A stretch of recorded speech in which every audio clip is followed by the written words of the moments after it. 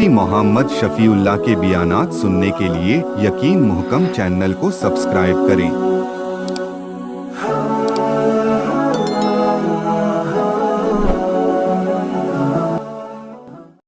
ونصلي على رسوله الكريم أما بعد فأعوذ بالله من الشيطان الرجيم بسم الله الرحمن الرحيم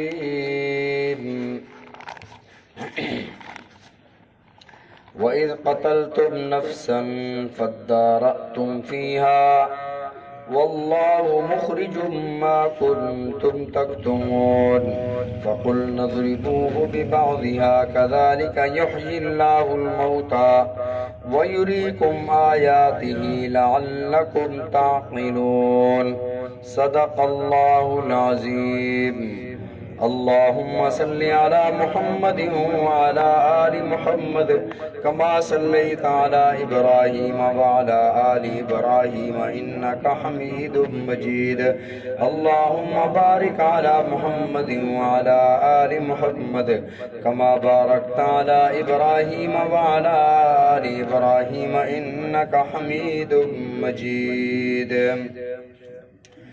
سابقہ دروس میں اللہ رب العزت نے بنی اسرائیل کی ناشکری اور کئی ایسی چیزیں جو ان پر واجب اور فرض نہیں تھیں انہوں نے اپنے آپ پر فرض کر دیں، جس طرح سوالات کر کر کے گائے کے بارے میں کہ گائے کیسی ہونی چاہیے۔ جب اتنی زیادہ شرائط ہو گئی کہ گائے ملنا مشکل ہو گئی تو کہنے لگے الآن جئت بالحق، موسیٰ اب تو حق لایا ہے، اب ہمیں بات سمجھ آئی ہے کہ گائے کیسی ہونی چاہیے۔ تو رسول اللہ صلی اللہ علیہ وسلم نے ایسے لا یعنی بے معنی سوالات کرنے سے منع فرمایا، ایسے سوالات نہ کیا کرو۔ آج کی آیت مبارکہ میں اللہ رب العزت نے اس قتل کا ذکر فرمایا کہ جب قتل ہو گیا تو یہ ایک دوسرے پر ڈال رہے تھے۔ بستی والے کہہ رہے تھے کہ ہم نے قتل نہیں کیا، جنہوں نے قتل کیا تھا تفسیری روایات میں آتا ہے کہ قتل کرنے والے بھتیجے تھے، لا ولد وہ چچا تھا، اس کی کوئی اولاد نہیں تھی، اس کی جائیداد پر قابض ہونا چاہتے تھے تو وہ بستی والوں پر ڈال رہے تھے۔ بستی والے کہہ رہے تھے ہمیں پتہ نہیں ہے۔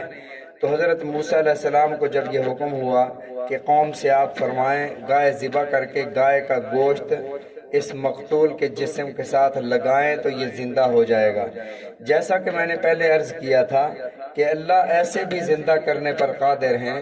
اللہ ایسے بھی فرما دیتے کہ جب حضرت عیسیٰ علیہ السلام فرماتے تھے قم باذن اللہ، اللہ کے حکم سے کھڑا ہو، یہاں تو اللہ رب العزت خود حضرت موسیٰ سے ہم کلام ہو رہے تھے، اللہ خود فرما دیتے کہ زندہ ہو اور بتا دے، یا اللہ خود بتا دیتے کہ فلاں قاتل ہے۔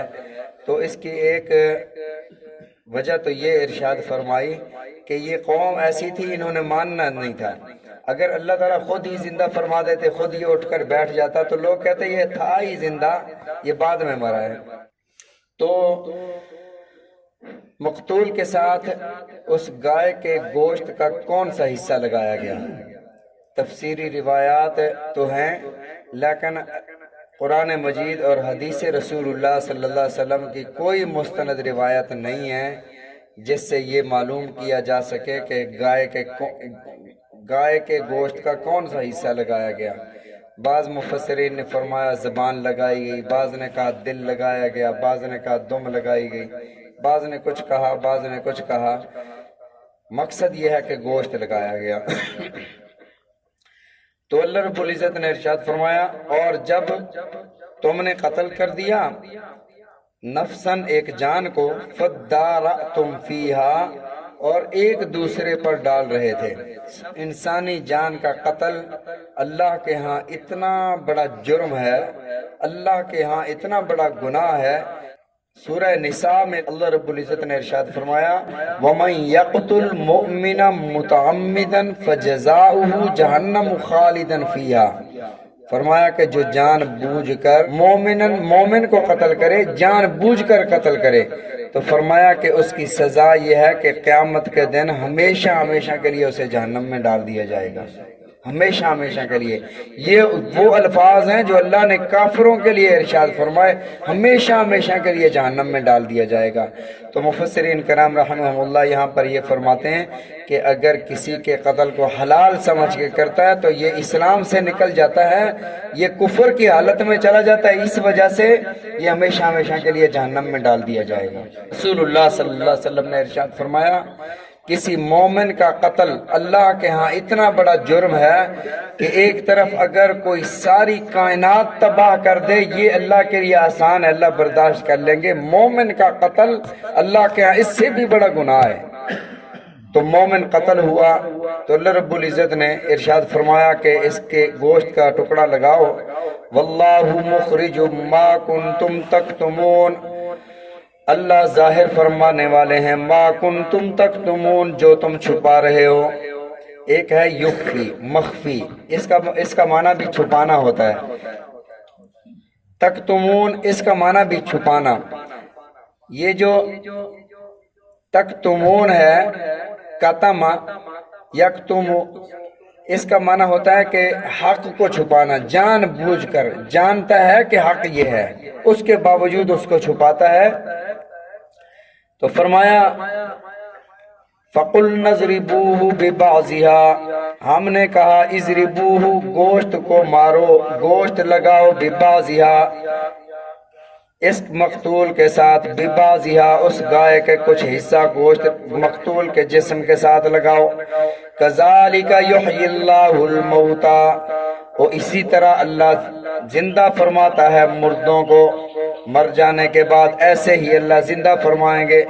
وَيُرِيكُمْ آيَاتِهِ لَعَلَّكُمْ تَعْقِلُونَ، اور اللہ تمہیں اپنی نشانیاں دکھانا چاہتے ہیں، لَعَلَّكُمْ تَعْقِلُونَ تاکہ تم سمجھ جاؤ، تاکہ تمہیں عقل آئے۔ اور اسی طرح زندہ فرمانے کا واقعہ سورہ بقرہ میں تیسرے بارے میں اللہ رب العزت نے ارشاد فرمایا۔ بعض مفسرین نے فرمایا کہ حضرت ارمیہ علیہ السلام تھے، اور بعض نے کہا حضرت عزیر علیہ السلام کا یہ واقعہ ہے جو میں عرض کر رہا ہوں۔ یہ ایک بستی کے پاس سے گزرے، قرآن و حدیث میں اس نہ بستی کا ذکر ہے نہ اس آدمی کا ذکر ہے کہ آدمی کون تھا، بستی کون تھی۔ مفسرین کرام رحمہم اللہ فرماتے ہیں کہ یہ بیت المقدس کی بستی تھی، بیت المقدس بھی کہتے ہیں، بیت المقدس بھی۔ بستی وہ تھی جب بخت نصر نے عیسائیوں کا قتل عام کیا تھا، اس دور کی بات ہے۔ او کالذی مر علی قریۃ وہی خاویۃ علی عروشها، وہ گزرا یا اس شخص کی طرح جو گزرا ایک بستی پر، وہی خاویۃ علی عروشها، اس کی چھتیں زمین پر پڑی ہوئی تھیں۔ اب دل میں آیا کہ یہ نہیں تھا کہ شک تھا انہیں، بس دل میں آیا کہ اللہ تعالیٰ ان کو زندہ کیسے فرمائیں گے۔ انا یحیی ھذہ اللہ بعد موتها، کیسے ان کو اللہ زندہ فرمائیں گے ان کے مر جانے کے بعد۔ فاماتہ اللہ 100 عام، اللہ نے انہیں سلا دیا 100 سال تک، 100 سال موت دے دی، 100 سال سلا دیا۔ یہ جو ہم نیند کرتے ہیں اصل میں ہم مر جاتے ہیں، ہم روزانہ مرتے ہیں، روزانہ جیتے ہیں۔ اسی وجہ سے رسول اللہ صلی اللہ علیہ وسلم نے جو ہمیں حدیث مبارکہ میں دعا سکھائی ہے نا، اللہم بسمک اموت و احیا، اللہ تیرے نام سے میں مر رہا ہوں، تیرے نام سے زندہ ہوں گا۔ اسی طرح اور ایک جگہ قرآن مجید میں اللہ نے فرمایا جب انسان سو جاتا ہے اس کی روح نکل کر اللہ کے پاس آتی ہے، جس روح کے متعلق فیصلہ کر لیا جاتا ہے اس کو روک لیا جاتا ہے وہاں، وَيُرْسِلُ الْأُخْرَى إِلَىٰ أَجَلٍ مُّسَمَّىٰ، اور باقیوں کو ایک وقت مقررہ تک کے لیے چھوڑ دیا جاتا ہے۔ جن کو روک لیا جاتا ہے جب وہ صبح کو لوگ دیکھتے ہیں کہتے ہیں یار رات تو صحیح سلامت سویا تھا، اب فوت ہوا ہے، اس کی روح کو روک لیا جاتا ہے۔ اللہم بسمک، پھر جب بندہ بیدار ہوتا ہے کیا کہتا ہے؟ الحمدللہ الذی احیانا، تمام تعریفیں اس ذات کے لیے ہیں جس نے ہمیں زندہ کیا۔ یہ نہیں کہتے کہ ہم بیدار ہوئے، جس ذات نے ہمیں زندہ کیا۔ ہم روز مرتے ہیں، روز جیتے ہیں۔ تو یہاں پر بھی فاماتہ کا لفظ ہے کہ اللہ نے موت دے دی اسے۔ مفسرین کرام رحمہم اللہ نے فرمایا کہ وہ 100 سال تک نیند سو گئے۔ اب وہ حضرت ارمیہ علیہ السلام تھے یا حضرت عزیر علیہ السلام تھے، وضاحت نہیں ہے قرآن حدیث میں، کسی مستند روایت میں مفسرین کرام رحمہ اللہ کے اقوال ہیں۔ تو بہرحال ہمیں اتنا یقین رکھنا چاہیے یہ اللہ کے کوئی پیغمبر تھے جو بھی تھے۔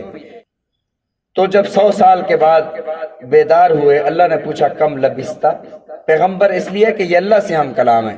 اللہ نے پوچھا کم لبستہ، کتنی دیر سوئے ہو؟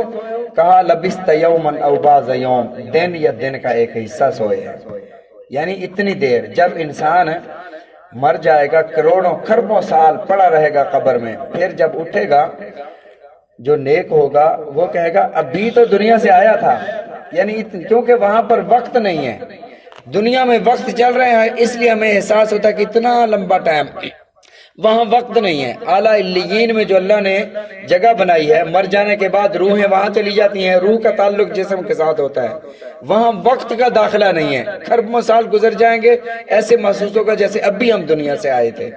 اصحاب کہف غار میں تھے، باہر وقت چل رہا تھا، اندر وقت کا داخلہ منع تھا۔ اب اندر نہ ان کے ناخن بڑھ رہے تھے، نہ ان کے کپڑے میلے اور بسیدہ ہو رہے تھے، نہ ان کی داڑھی اور بال سفید ہو رہے تھے، وہ اندر اسی طرح تھے۔ باہر وقت چل رہا تھا، بچے بوڑھے ہو رہے تھے، مر رہے تھے، پیدا ہو رہے تھے، زمانہ بدل رہا تھا۔ اندر زمانہ وہی تھا کیونکہ وقت کا داخلہ اندر منع تھا۔ جب وہ بندہ باہر نکلا، پہلے جب بیدار ہوئے پوچھتے ہیں کتنی دیر ٹھہرے؟ لبست یومن او بعض یوم، صبح 10 بجے سوئے تھے، 4 بجے اٹھ گئے، اتنی دیر سوئے۔ جب باہر نکلے سکے لے کر، وہ تو 309 سال گزر چکے تھے۔ 309 سال کے بعد سکے جب باہر آئے، انہوں نے کھانا لینے کے لیے ہوٹل پہ گئے، انہوں نے کہا یہ تو ان کو کہیں خزانہ ملا ہے، پرانے 300 سال پرانے سکے لے کر آئے۔ پکڑ لیا انہیں، تب پتہ چلا کہ یہ وہ لوگ ہیں جو غائب ہو گئے تھے 300 سال پہلے۔ تو اللہ رب العزت اس بات پر قادر ہیں کہ کسی جگہ وقت کا داخلہ منع فرما دے، اوپر وقت کا داخلہ منع ہے۔ تو یہاں پر اللہ نے فرمایا، پوچھا ان سے کتنی دیر سوئے ہو؟ کہا لبست یومن او بعض یوم، تھوڑی دیر سویا ہوں، دن یا دن کا کچھ حصہ۔ اللہ نے فرمایا نہیں، قال بلکہ ٹھہرا ہے تو، سویا ہے تو، 100 عام، 100 سال، فانظر الی طعامک، اور تمہیں اگر یقین نہیں ہے تو ذرا کھانے اپنے کو دیکھ، جو کھانے پینے کا سامان تھا نا آپ کے پاس اس کو دیکھو۔ فانظر الی طعامک وشرابک لم یتسنى، وہ بھی خراب نہیں ہوا، وہ 100 سال تک تمہارا کھانا پینا جو تمہارے ساتھ تھا وہ بھی خراب نہیں ہوا۔ وانظر الی حمارک، ہاں اپنے گدھے کو دیکھو جس گدھے پر آ رہے تھے۔ وَلِنَجْعَلَكَ آیَةً لِلنَّاسِ، ہم نے اس کو لوگوں کے لیے نشانی بنا دیا۔ وَانظُرْ إِلَى الْعِظَامِ كَيْفَ نُنْشِزُهَا، گدھے کی ہڈیاں بکھر چکی تھی۔ إِلَى الْعِظَامِ، دیکھ اس ہڈیوں کی طرف، بکھر چکی تھی ہڈیاں۔ نُنْشِزُهَا ثُمَّ نَكْسُوهَا لَحْمًا، اللہ نے ان کے سامنے گدھے کو زندہ فرمایا، گدھے کے اس ہڈیوں پر گوشت ان کے سامنے چڑھا۔ فلما تبین لہ، جب بات ظاہر ہو گئی ان کے سامنے، کہنے لگے اعلم، اب میں جان گیا ہوں، ان اللہ علی کل شیء قدیر، اللہ ہر شے پر قادر ہے۔ اسی طرح حضرت ابراہیم علیہ السلام نے اللہ سے کہا اللہ تو زندہ کیسے کرتا ہے؟ اللہ نے فرمایا ابراہیم تجھے یقین نہیں ہے؟ اللہ یقین تو ہے، ولیکن لیطمئن قلبی، میں اپنے دل کا اطمینان چاہتا ہوں، دیکھنا چاہتا ہوں تاکہ لوگوں کو بتا سکوں کہ میں نے اللہ کی اس قدرت کو بھی دیکھا ہے۔ یہی وجہ تھی رسول اللہ صلی اللہ علیہ وسلم کو اللہ نے جہنم بھی دکھائی۔ ایمان بالغیب ہے نا حقیقت میں، لیکن رسول صلی اللہ علیہ وسلم کو اللہ نے جہنم کا مشاہدہ بھی کرایا، جنت کی سیر بھی کرائی، عرش بھی دکھایا، سدرۃ المنتہا کی سیر بھی فرمائی۔ کیوں دکھایا؟ اس لیے کہ امت کو رسول بتائیں کہ یہ ساری چیزیں میں دیکھ کر آیا ہوں۔ حضرت ابراہیم علیہ السلام نے بھی اللہ سے کہا کہ اللہ کیسے زندہ کرتے ہیں؟ اللہ نے فرمایا ایسے کرتا ہوں، 4 پرندے لو، ان کو ٹکڑے ٹکڑے کر کے ان کا قیمہ بنا کر آپ بکھیر دو سارے پہاڑوں پر، 4 پہاڑوں پر گوشت بکھیر دیا گیا۔ پھر اللہ نے فرمایا اب انہیں بلاؤ، فَسُرْهُنَّ إِلَيْكَ ثُمَّ اجْعَلْ عَلَى كُلِّ جَبَلٍ جُزْءًا، الگ الگ، ثُمَّ ادْعُهُنَّ، جب انہوں نے بلایا، يَأْتِينَكَ سَعْيًا، اس کا سر اڑ کر ادھر جا رہا ہے، اس کا پر اڑ کر ادھر جا رہا ہے، یہ ہر ایک کو اپنا اپنا گوشت، اپنے اپنے پاؤں، اپنے اپنے پر لگے اور ایک مکمل پرندہ تیار ہوا۔ يَأْتِينَكَ سَعْيًا، ان کی طرف دوڑ کر اڑ کر آئے۔ حضرت ابراہیم علیہ السلام دیکھ رہے تھے۔ وَعْلَمْ، فرمایا کہ اللہ نے فرمایا کہ جان لے کہ اللہ اس طرح زندہ فرماتے ہیں، اللہ ایسے ہی حکمت والے ہیں۔ تو بنی اسرائیل کو بھی اللہ رب العزت نے ارشاد فرمایا کذالک یحیی اللہ الموتى، اسی طرح اللہ زندہ فرماتے ہیں، یریکم آیاتہ، اور اپنی نشانیاں اللہ تمہیں دکھاتے ہیں، لعلکم تعقلون، تاکہ تم سمجھ جاؤ۔ اور یہ باتیں تو بنی اسرائیل کی تھیں، بتائی جا رہی تھیں امت محمد صلی اللہ علیہ وسلم کو۔ اے امت محمد صلی اللہ علیہ وسلم، تم نے ایسی ناشکری نہیں کرنی، تم نے اپنے رسول صلی اللہ علیہ وسلم کی باتوں کو پس پشت نہیں ڈالنا۔ ان لوگوں نے اپنے نبی کی باتوں کو ٹھکرایا، ذلت و رسوائی ان کا مقدر بنی۔ اللہ تعالی ہم سب کو نبی علیہ الصلوۃ والسلام کے فرامین سمجھنے کی، عمل کرنے کی توفیق عطا فرمائے، رسول اللہ صلی اللہ علیہ وسلم کے فرامین سمجھنے کی، عمل کرنے کی توفیق عطا فرمائے۔